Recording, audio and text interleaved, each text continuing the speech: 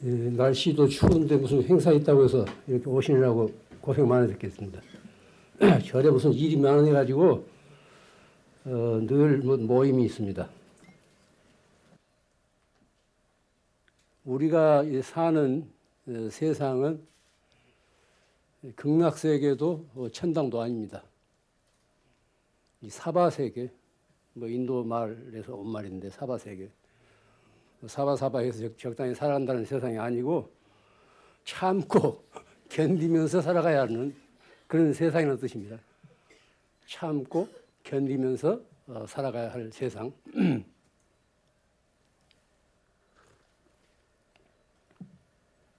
그래서 한문은 이제 가민 세계로 그러는데 세월은 오는 것이 아니라 가는 것이라는 그런 말이 있어요. 실감이 납니다.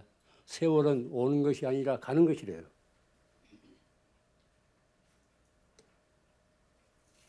그러나 이런 말에 팔리지 마세요. 사실은 세월은 가는 것도 아니고 오는 것도 아닙니다.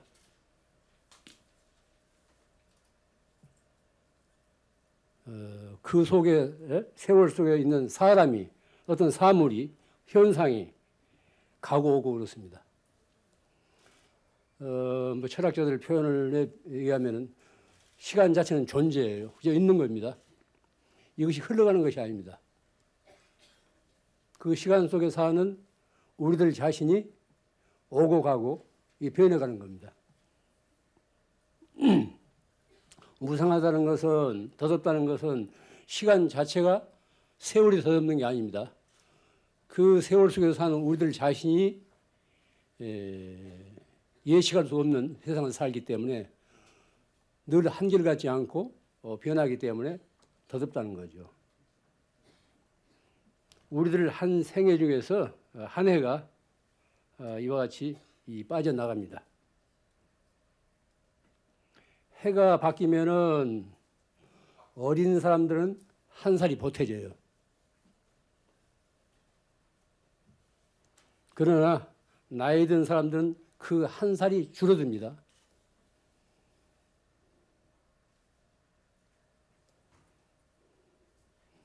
그렇기 때문에 가치를 부여할 수 없는 시시한 일에 시간을 낭비한다면 우리 인생이 너무 아깝습니다. 세월은 흘러가는 물과 같아서 한 번 지나가면은 되찾을 수가 없습니다. 순간순간을 후회 없이 우리가 잘 살아야 하는 까닭이 바로 여기에 있습니다. 어떤 선방에 가면은 그런 표지가 있습니다. 생사사대 무상신속. 생사사대 무상신속. 우리가 지금 살고 있는 게 이게 바로 생사예요. 나고 죽는 일 한순간도 제정신 차리지 않고 오락가락하고 흔들리고 종잡을 수 없고 이게 바로 생사입니다. 이와 같은 생사가 너무나 크다는 거예요. 우리 삶에서. 그 생사 속에서 무엇이 받쳐주고 있는 건 무상. 무상이 신속하다는 겁니다. 한순간도 영원한 것이 없다는 거예요. 늘 변한다는 거예요. 그런 상황 속에서 살기 때문에 우리가 한 생각 잘못 먹으면은 엉뚱한 길로 비틀어 나가고 또 한 생각 바로 정신을 차리면은 바른 길에 들어설 수 있습니다. 순간순간을 후회 없이 잘 살아야 돼요. 아무렇게나 살아서는 안 됩니다. 왜냐하면 한 번 지나가버린 세월은 다시 되찾을 수 없기 때문에 그렇습니다. 얼마 전에 제가 이제 들은 그 이야기입니다. 택시를 타고 길상사로 가자고 하니까 그 기사님이 그 부자절이요. 그러더라네. 그 부자절이요. 부자절이라는 이 말이 제게는 한동안 화두가 되었습니다. 이 절을 8년 전에 처음 만들 때는 교회고 절을 할 것 없이 요즘은 너무 흥청망청하기 때문에 너무 과소비하고 너무 넘치고 지나치기 때문에 좀 가난한 절이 되었으면 좋겠다는 이런 소망을 제가 피력했습니다. 그런데 이제 밖에서 보기에 물론 일부겠지만 이 부자절이라는 말이 들리는 걸 보고 상당히 저는 착잡했습니다.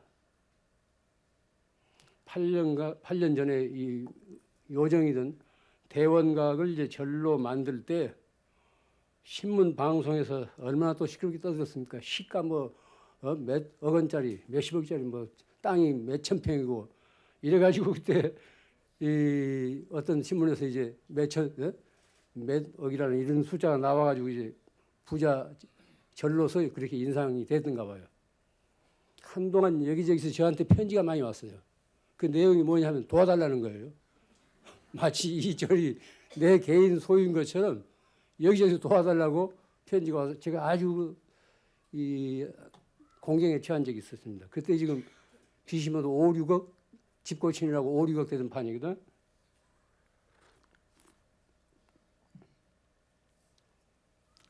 부자란 도대체 무슨 뜻인가?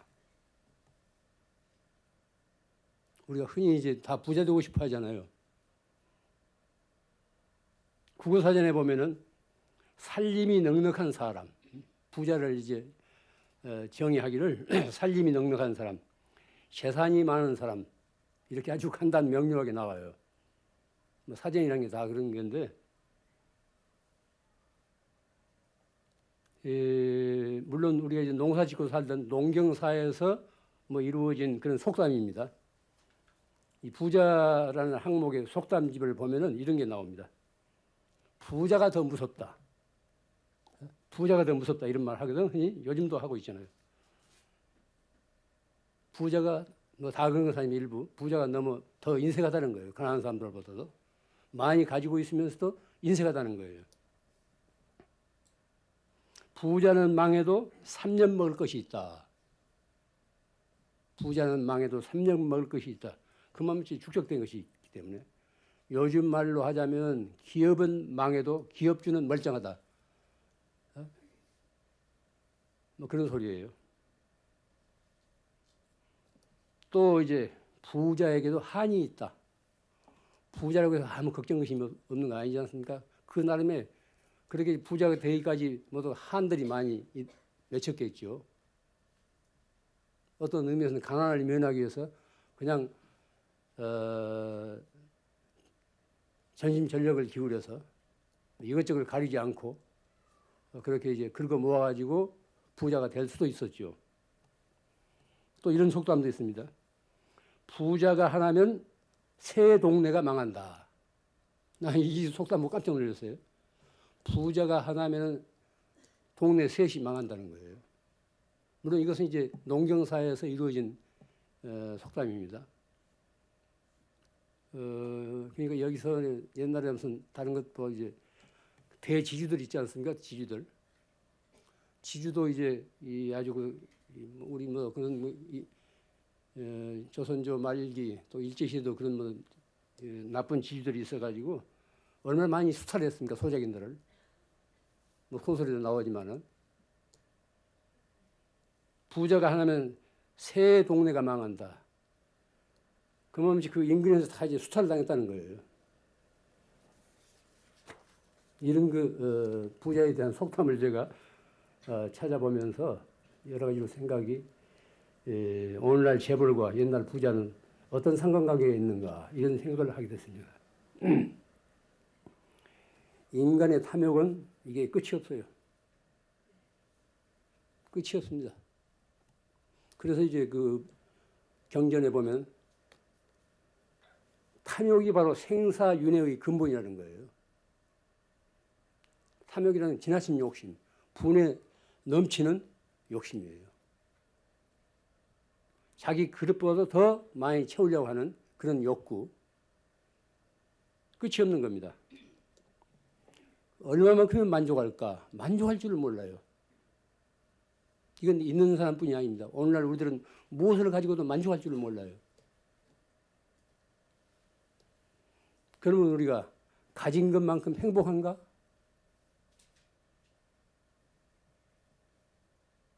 행복은 물론 상관관계가 있겠지만 꼭 가진 것에 의해서만 행복이 추구되는 건 아닙니다. 행복은 결코 밖에서 오는 거 아닙니다.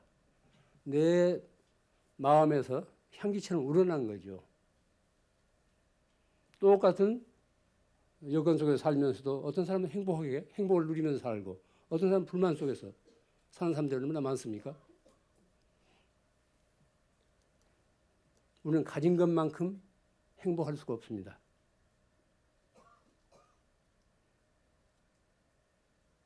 세상은 모두 너나 없이 다 부자가 되고 싶어요. 그건 아주 본능적인 소망이에요. 다 이제 여유 있게 잘 살고 싶다. 잘 살고 싶어요. 부자가 되기 위해서는 뭐 수단 방법을 가리지 않고 그렇게 이제 뭐 그 길을 쓴 사람도 있지 않습니까? 또 요즘 그 세계화라는 게 뭡니까? 뭐 미국이라든가 이런 강대국에서 자기들이 온 그 세계를 시장화시키겠다는 이런 뜻에서 더 이제 부자가 되고 싶다는 거예요. 그래서 이루어진 새로운 그 경제적인 침략이죠. 일종의 침략 전략이에요. 우리 사회에서도 있었고 뭐 세상에도 다 널리 알려진 일인데 졸부들이 졸부. 정당한 노력에 의해서 자기가 재화를 모으지 않고 갑작스럽게 어떤 투기를 한다든가 갑작스럽게 이제 이 부자가 된 사람들 있지 않습니까? 갑작스런 부는 사람을 불행하게 만듭니다.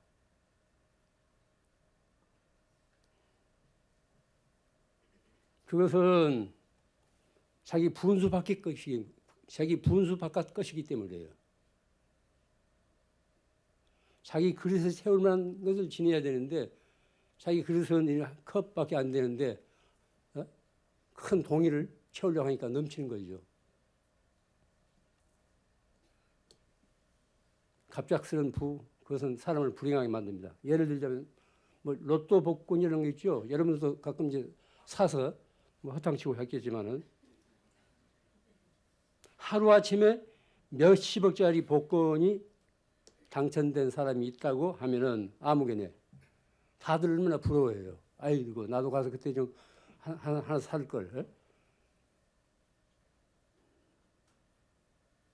하루 아침에 복권 몇 장 샀는데 거기 몇십억이 당첨됐어요.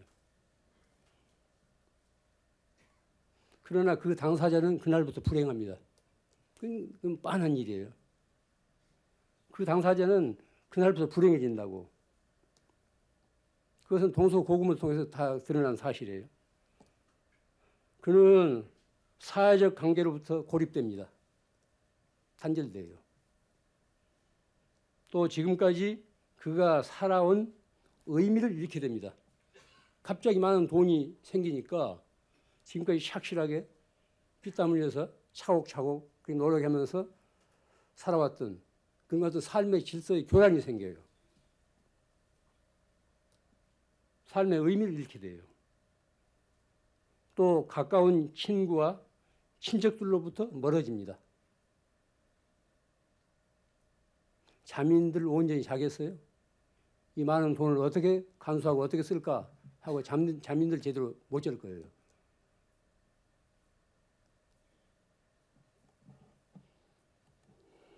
세상에 곳곳은 없습니다.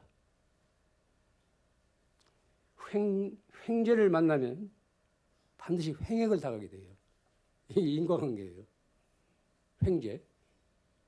일종의 그 복권 당첨도 횡재예요. 불로소득이니까. 횡재를 만나면 횡액을 당하기, 애군을 또 불러들이는 게 쉽단 말이에요. 물질이라는 그런 겁니다. 돈이라는 것은 혼자만 오는 게 아니에요. 꼭 거기에는 이제 어두운 그림자가 같이 따라와요.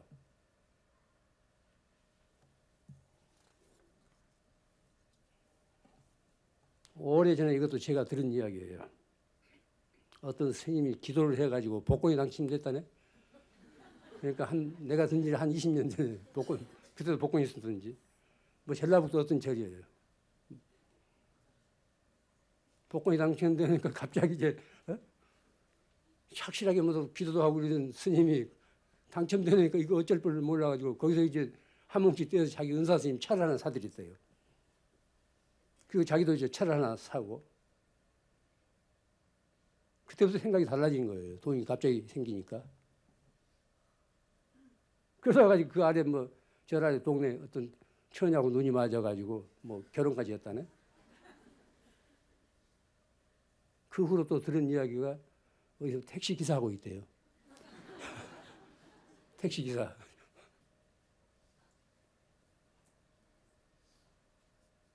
난데없는 돈이 생기면은 반드시 사람이 불행해져요.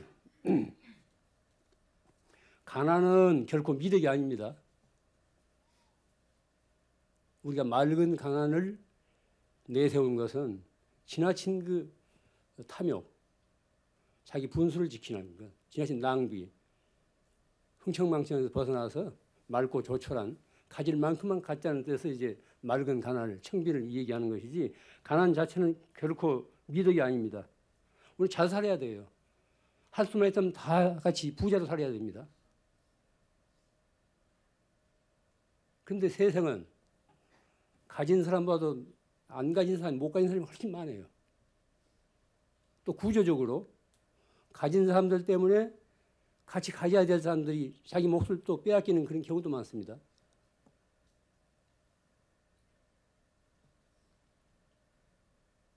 어떤 것이 진정한 그런 부자인가?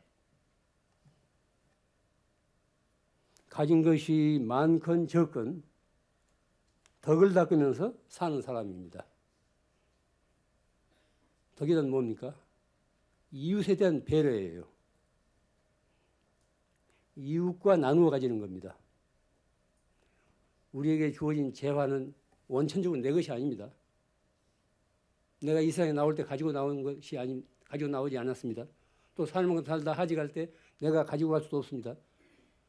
단지 어떤 인연에 의해서 내게 어떤 우주의 그런 그 재화, 선물이 내게 지금 잠시 맡겨지는 거예요. 그것을 바르게 관리할 줄 알면은 그 연장이 되고 오래 지속되고 그걸 바르게 그런 소식을 모르고 바르게 관리하지 못하고 흥청망청 탕진하게 되면은 곧 그건 회수당해요. 검찰이라든가 경찰이 뭐합니까? 그걸 회수하기 위해서 지금 기다리고 있잖아요. 그럼 구조적으로 그렇게 돼 있어요. 그러니까 우리에게 무슨 물질이 생겼다고 할 때 이걸 조심스럽게 생각해야 됩니다. 이건 내 것이 아니라니까요. 단지 내게 맡겨진 거라고. 설사 내 어떤 정당한 소득이라 하더라도 이건 내게 맡겨진 거예요. 본래 내 것이 아니기 때문에. 이것을 바르게 쓰면은 덕을 닦게 되는 거고 이것을 잘못 쓰게 되면은 복을 감하게 돼요. 가진 것이 많건 적건 덕을 닦으면서 사는 사람이 되어야 됩니다. 어려운 이익과 나누어 가질 수 있는 사람이 잘 사는 사람이고 또한 부자입니다. 모든 것은 한때예요. 무상하다는 말은 그 소리입니다. 모든 건 한때예요. 늘 지속되는 것은 없습니다. 부자라고 해서 늘 부자라는 법은 없습니다. 지금 가난하다고 해서 계속 가난한 법은 없어요. 무상하다는 것, 변한다는 것은 어떤 가능성을 지니고 있는 거예요. 자기가 그만큼 의지적인 노력, 창조적인 노력을 통해서 축적할 수도 있고 또 그냥 흥청망청 있던 것도 다 이제 하루아침에 날려버릴 수도 있고 그렇습니다. 영원한 것은 없습니다. 모두가 한때예요.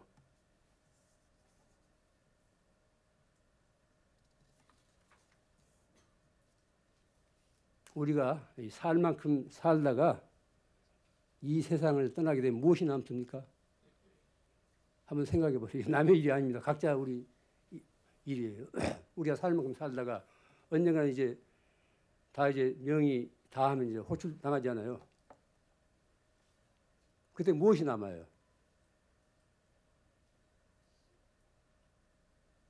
집이 남습니까? 무슨 자식이 남습니까? 누가 남는 게 아무것도 없다니까요. 그건 내 것이 아니에요. 나와 상관이 없어요.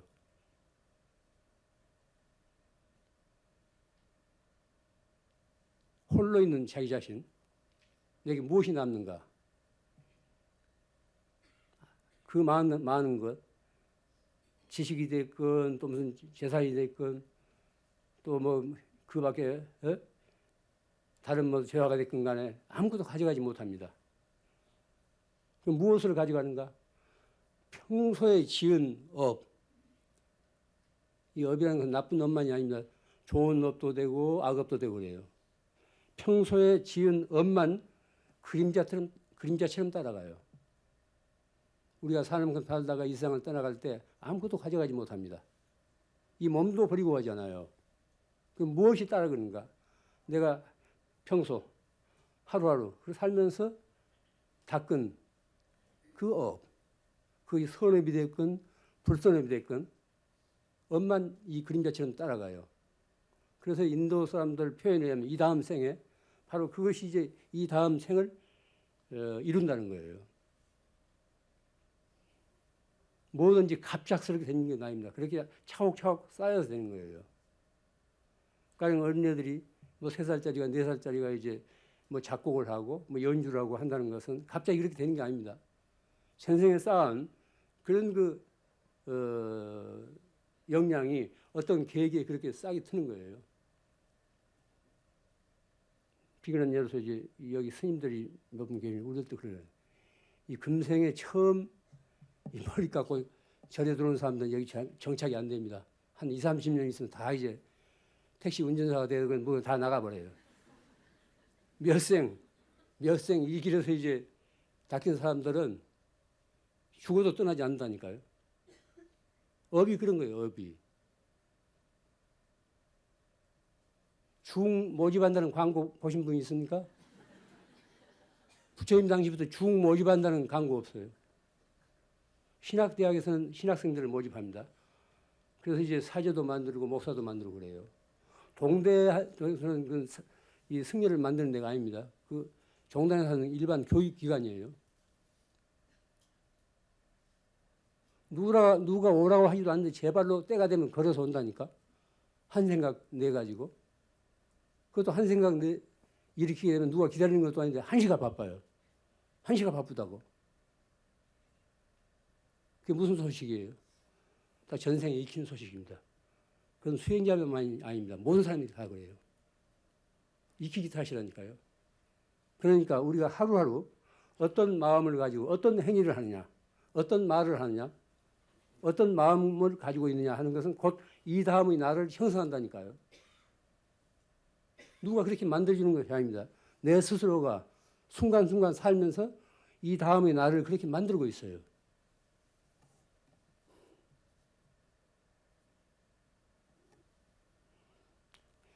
길상사를 일부에서 이제 부자지라고 한다니 과연 부자절 소리를 들을만 하는가 반성해야 됩니다. 여기 사는 스님들과 또 이제 여기 다니는 신도들이 함께 반성해야 돼요. 과연 길상사가 부자절이라고 부를 만한 그런 절인가? 어려운 이웃들을 보살피고 기쁨과 슬픔을 함께 나누어 가질 때, 그리고 청정한 수행과 올바른 교화로서 만인이 믿고 의지하고 따르는 그런 도량이 될 때, 그때 비로소 길상스러운, 이름 그대로 길상스러운 부자들이 될 것입니다. 오늘 이 자리에 오신 모든 분들이 부자가 되기보다는 잘 사는 사람이 되기를 저는 바랍니다. 잘 사십시오. 부자 부럽지 않게 잘 사십시오.